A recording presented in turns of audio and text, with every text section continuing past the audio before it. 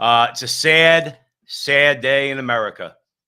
Sad day. Father Fidelis Mashinsky, somebody who I know personally, okay, who, with many, many other brave pro-life Catholics in New York City, went down to the killing center at Mott Street in Bleecker, Planned Parenthood of Greater New York, processed from Old St. Patrick's Cathedral down to the killing machine of Planned Parenthood and prayed the rosary in front of there. And Father Mashinsky led that procession, celebrated Mass and led that procession.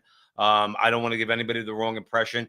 Although I've been down there a number of times, I'm a backbencher compared to all these people who have been doing this for years, including Father Mashinsky and others. Well, now Father Mashinsky has been sentenced to 6 months in prison because he, in a separate, at a separate place, he blocked access to a New York abortion facility, is what they call it, in an attempt to save unborn children.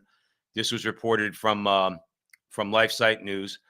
And Father said, quote, "It is almost surreal in these courtrooms to listen to the prosecution and the judges." Actually, that was Teresa Bonapartis, who's been on the show a number of times. She says, Father Mashinsky is made out to be a career criminal, while the slaughter of innocent human life and the destruction of their mothers and families takes place, is never even mentioned or allowed to be mentioned in the court.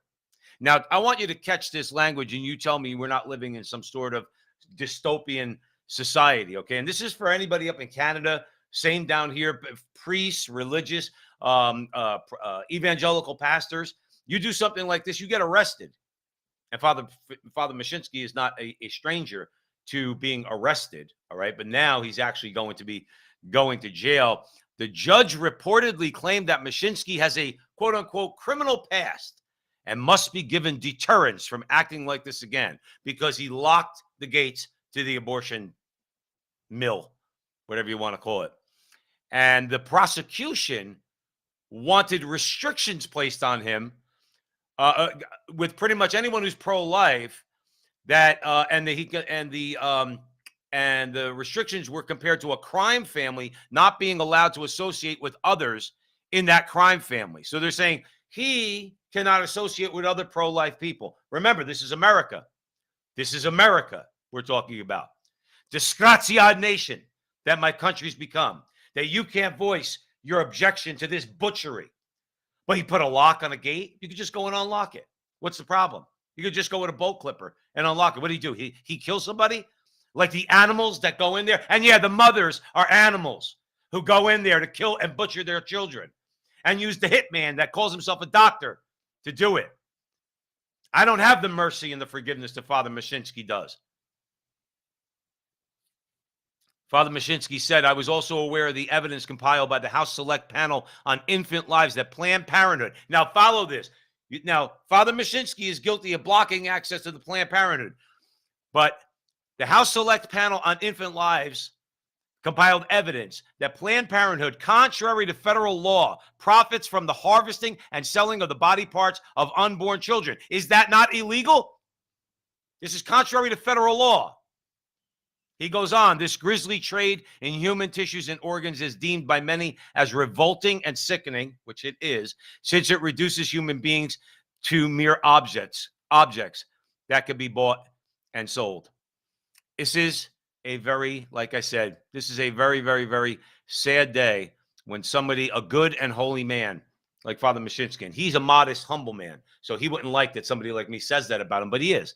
He is a holy man. He's willing to lay down his life to bring awareness and raise the consciousness of the American people that this butchery that happens in these so-called abortion clinics has to come to an end, to bring to light that the hypocrisy in the courts, that federal law says you cannot buy and sell tissue, fetal tissue. You can't do it. Yet Planned Parenthood does it all the time. We saw that when Project Veritas blew the lid on that. So this is what we're dealing with. This is what we're dealing with.